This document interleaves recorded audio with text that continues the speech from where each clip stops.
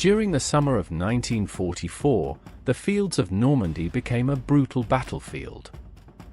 American tank crews were dying in large numbers because their Sherman tanks often burst into flames after the first hit from German anti-tank guns. German soldiers even mockingly called them Ronsons, after the famous lighter that supposedly lit on the first try. Tank crews knew very well that their machines were inferior to German Panthers and Tigers, and every mission to the front line could be their last. Ironically, at that same time in the United States, more advanced experimental tanks were sitting in warehouses.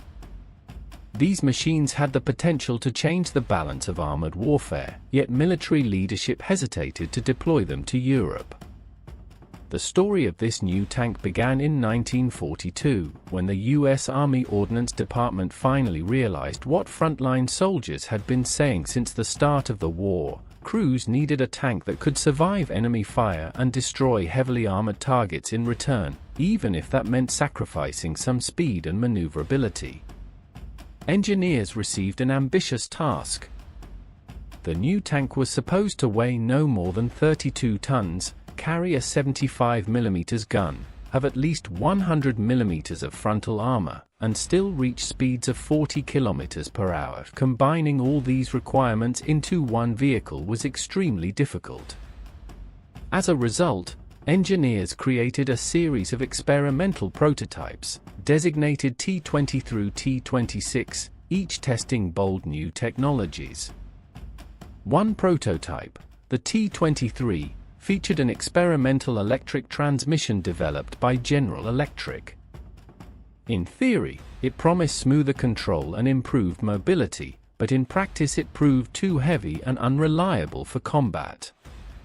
Meanwhile, other engineers experimented with ideas such as automatic loading systems to increase the gun's rate of fire.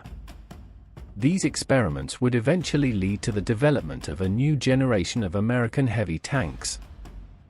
The experimental automatic loading system also failed its trials due to frequent breakdowns and jamming at the worst possible moments. After several unsuccessful attempts, engineers finally settled on a hydraulic transmission with a torque converter produced by General Motors, which proved reliable enough for mass production. The new tank was powered by a specially designed Ford gasoline engine, allowing it to reach speeds of up to 48 km per hour on roads, meeting the original mobility requirements.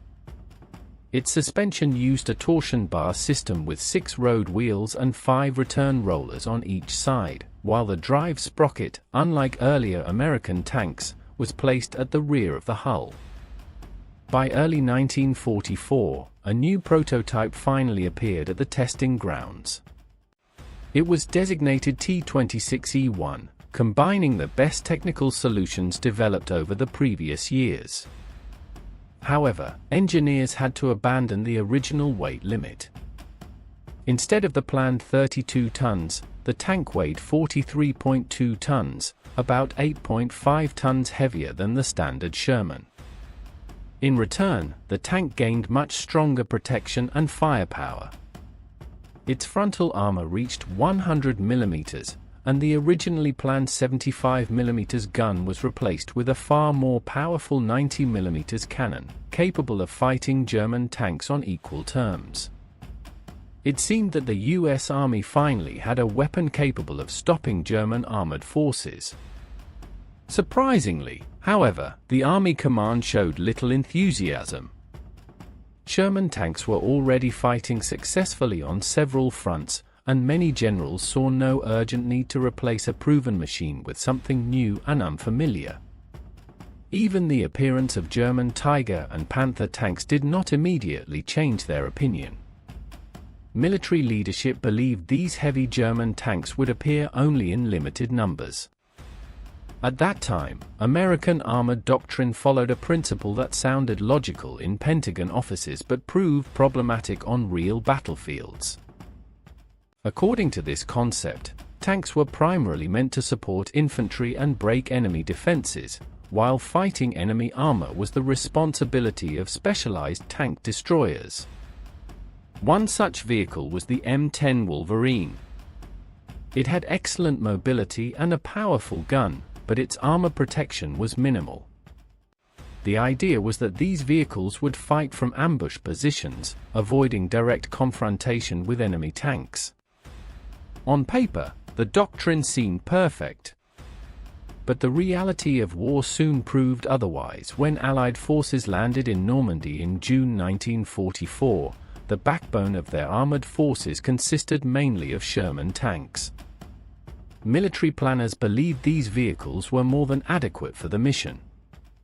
However, the first encounters with German armor quickly proved how badly American command had underestimated the enemy.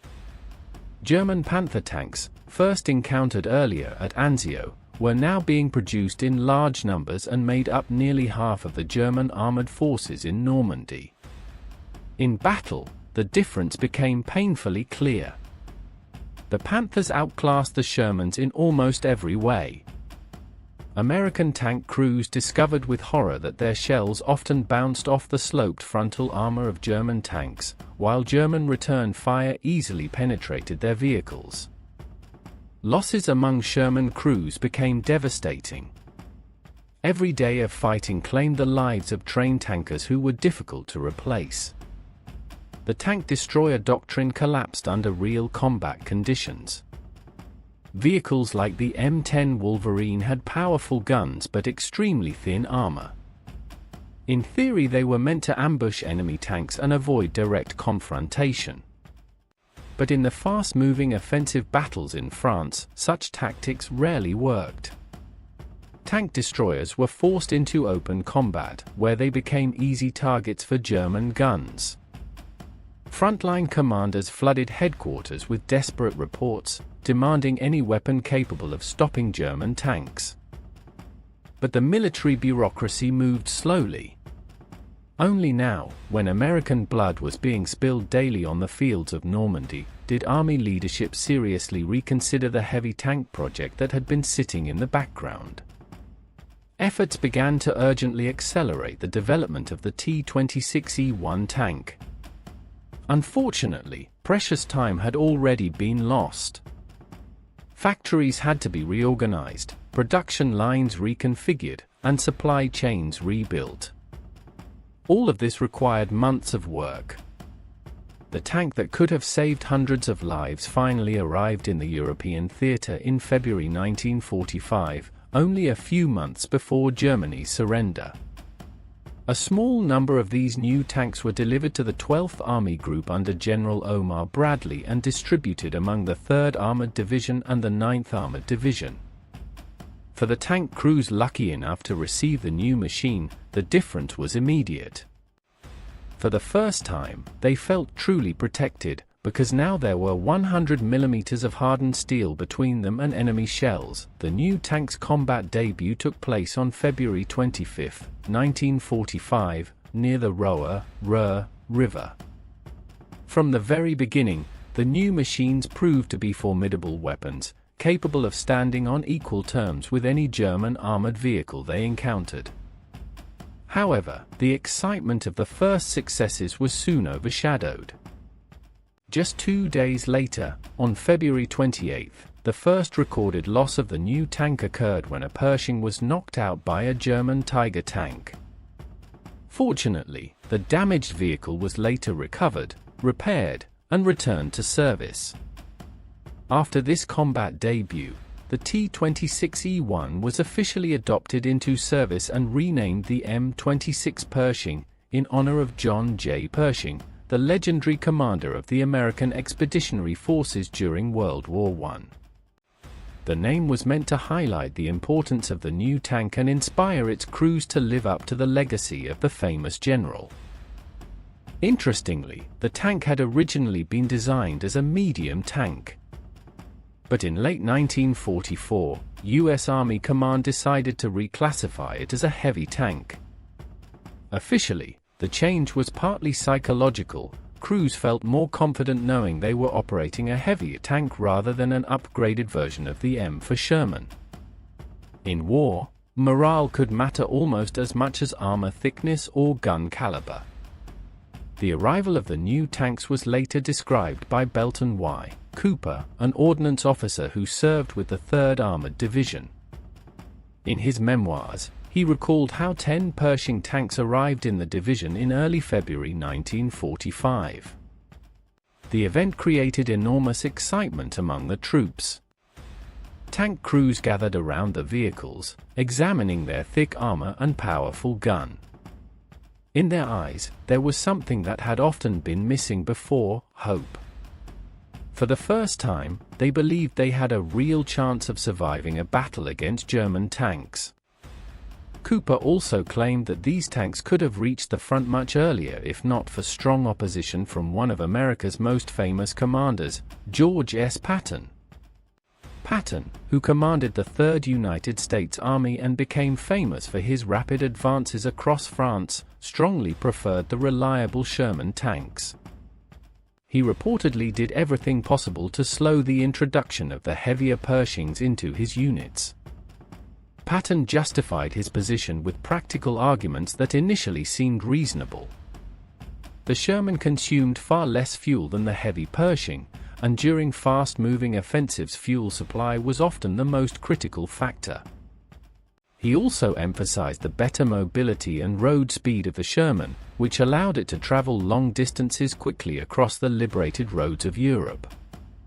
For a commander who relied on speed and aggressive maneuver, those advantages were difficult to ignore. George S. Patton built his battlefield strategy on speed and surprise, and a 43-ton heavy tank did not fit easily into this concept of rapid maneuver warfare. To be fair, at the time many senior commanders still did not fully realize how vulnerable the M4 Sherman really was. Reports of losses reached headquarters, but numbers on paper could never convey the horror experienced by tank crews on the front line.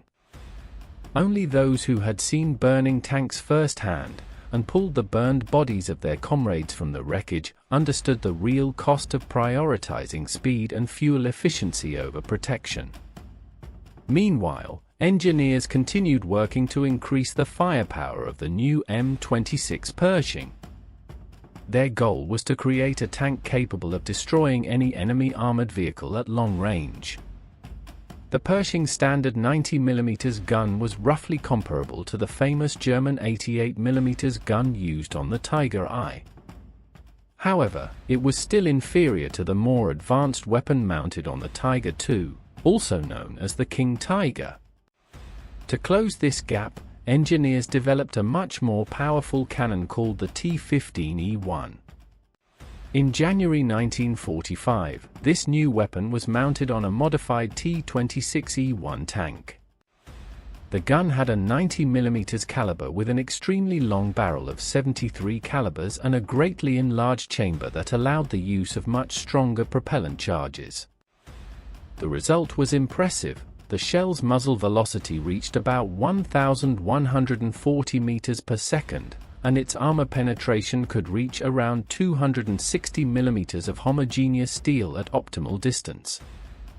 With such firepower, the tank could theoretically penetrate the front armor of a Tiger tank from more than 1,000 meters, making it one of the most powerful Allied tanks of the war.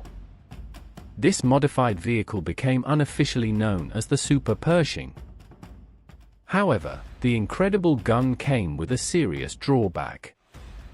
The ammunition was enormous, about 1.3 meters long. Handling these huge shells inside the cramped turret was extremely difficult. Loading them required enormous physical effort from the loader and took significantly more time than standard ammunition. Inside the tight turret, maneuvering such long rounds became a serious challenge, especially in the chaos of battle, where every second of delay could mean death for the entire crew. Despite these obvious disadvantages, the US command decided to send a single tank equipped with the new gun to Europe for real combat testing on the battlefield. This single Super Pershing quickly became a legend among American tank crews. Soldiers looked with admiration at its unusually long gun barrel, dreaming that one day they might receive such a powerful machine themselves. The tank fought during the final months of the war and confirmed its impressive capabilities, although it never entered large-scale production. A second prototype was later built based on the T-26E3 Pershing and equipped with a modified cannon called the T-15E2. Its main improvement was the use of two-piece ammunition with separate loading. This design slightly reduced the loader's workload, although it did not eliminate the difficulty entirely. In total, 25 production vehicles of this modification were built, receiving the official designation T-26E4 Super Pershing. However, these tanks arrived too late to participate in the fighting of World War II. After the war, experiments with Pershing armament continued. Two production M26 Pershing tanks were fitted with another experimental gun, the T-54, which had a similarly long barrel but used shorter, thicker shells while maintaining the same propellant power. These vehicles were designated M26E1 and performed reasonably well during testing. However, the rapid reduction of military spending after the war ended further development of these ideas. In its standard configuration, the Pershing still represented a major step forward compared to the M4 Sherman. It had significantly stronger armor and far more powerful armament. But these improvements came at a cost. The tank's mobility and cross-country performance were disappointing, especially compared with medium tanks of the time. The main problem lay in the power plant. The Pershing used essentially the same engine as the M4A3 Sherman, despite being about 10 tons heavier. An engine that worked perfectly for a 33-ton Sherman struggled under the weight of a 43-ton Pershing. Tank crews frequently complained about poor acceleration and insufficient power. The transmission caused problems as well. Components originally designed for lighter vehicles often operated at the limit of their capacity and occasionally failed at the worst possible moment. Maintenance crews worked constantly to keep the tanks operational, while many commanders sometimes remembered the reliable and simple Shermans with a certain nostalgia, machines that could travel hundreds of kilometers without a single breakdown. The war ended too quickly for many of the Pershing's weaknesses to fully reveal themselves in combat. In peacetime, however, the U.S. Army finally had the opportunity to study the tank carefully and evaluate its shortcomings. In May 1946, the American military conducted a major review of its armored doctrine. During this process, the M26 Pershing, which had been classified as a heavy tank during the final months of World War II, was reclassified once again as a medium tank. This change reflected a new understanding of armored warfare and the desire to build a more balanced structure of tank units, where each class of vehicle would perform specific roles on the battlefield. Meanwhile, engineers worked to solve the technical problems discovered during service. By 1948, they introduced an improved version known as the M26E2, featuring a completely redesigned power plant. This upgraded vehicle received a new designation, the M46 Patton, named after the famous General George S. Patton. There was a certain irony in this decision. Patton had strongly resisted the introduction of the Pershing during the war, yet the improved version of the tank was now named in his honor. Tragically, Patton had died in a car accident in December 1945, and never lived to see the tank that would carry his name. The Pershing thus became the ancestor of an entire family of tanks, known as the Patton series, which would form the backbone of U.S. and Allied armored forces for decades. By the early 1950s, the newer tanks had almost completely replaced the Pershing in frontline units. It seemed that the story of the M26 was coming to its natural end. Many remaining vehicles were placed in storage, transferred to Allied nations, or mounted on pedestals as monuments to the recently finished war. But history had one more chapter prepared for the Pershing.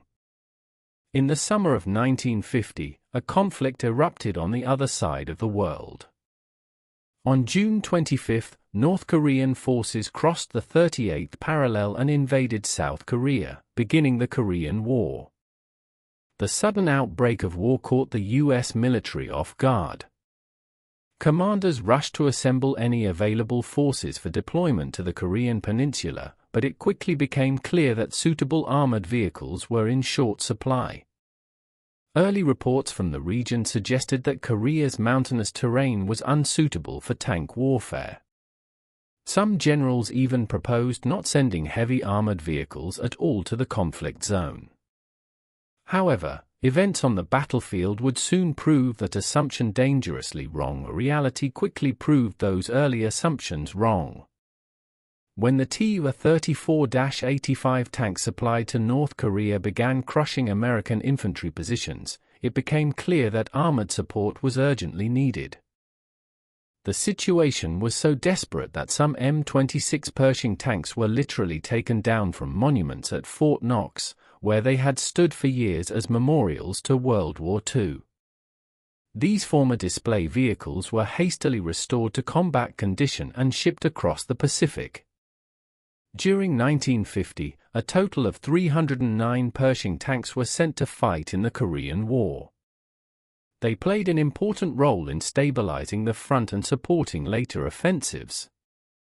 Although the Pershing was already somewhat outdated compared to newer pattern tanks, it remained a formidable opponent for North Korean armored forces, whose backbone consisted of the famous Tu-34 tanks that had gained legendary status during the Eastern Front of World War II. Combat results showed that these World War II veterans were still effective. The Pershing's 90mm gun could reliably destroy Tu-34 tanks at almost any practical combat range, while its thick frontal armor could withstand many hits from the enemy's 85mm gun. According to U.S. Army data, by the end of 1950 Pershing tanks had destroyed 29 North Korean T-34s, while losing only 6 vehicles to enemy tank fire. This ratio clearly demonstrated the technological advantage of the American tank. One of the most dramatic episodes of Pershing service occurred during a legendary battle involving Ernest R. Coomer. His Pershing crew found themselves trapped in position while large waves of North Korean infantry advanced toward them. Retreat was impossible. For 9 hours, the crew held their ground against repeated attacks. The tank's machine guns overheated from constant fire, and ammunition supplies dropped dangerously low. Yet Coomer and his crew continued fighting relentlessly. Wave after wave of enemy soldiers attempted to approach the tank close enough to throw grenades, but each assault was repelled. When the battle finally ended and the battlefield was examined, it was estimated that more than 250 enemy soldiers had been killed by the actions of a single tank and its 5-man crew. This feat became legendary among American tankers in Korea and demonstrated that even aging equipment in the hands of skilled and determined soldiers could achieve extraordinary results. However, the Korean battlefield also revealed the Pershing's limitations. The mountainous terrain of the Korean peninsula, with steep slopes and narrow roads, was extremely difficult for the 43-ton tank. The already strained engine struggled on steep climbs, and the vehicle's limited power-to-weight ratio made it slow and vulnerable in rough terrain. The suspension wore out quickly under harsh conditions, and field repairs were complicated by the tank's heavy components and tight mechanical layout. By 1951, the U.S. Army decided to withdraw Pershing tanks from Korean frontline units. They were replaced by 2 types of vehicles better suited for the war. Upgraded M4 A3E8 Sherman tanks, valued for their reliability.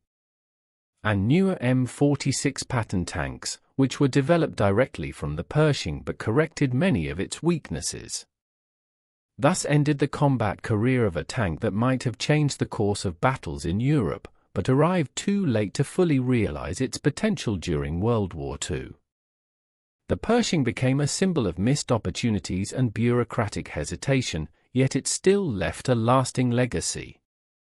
It served as the foundation for the entire pattern tank family, vehicles that would dominate U.S. armored forces for decades during the Cold War. Every time a Patton tank rolled onto a battlefield in later conflicts, it carried within its design a part of the original T-26, a tank that had once been created to fight German Tiger I and Panther tanks on the battlefields of Europe.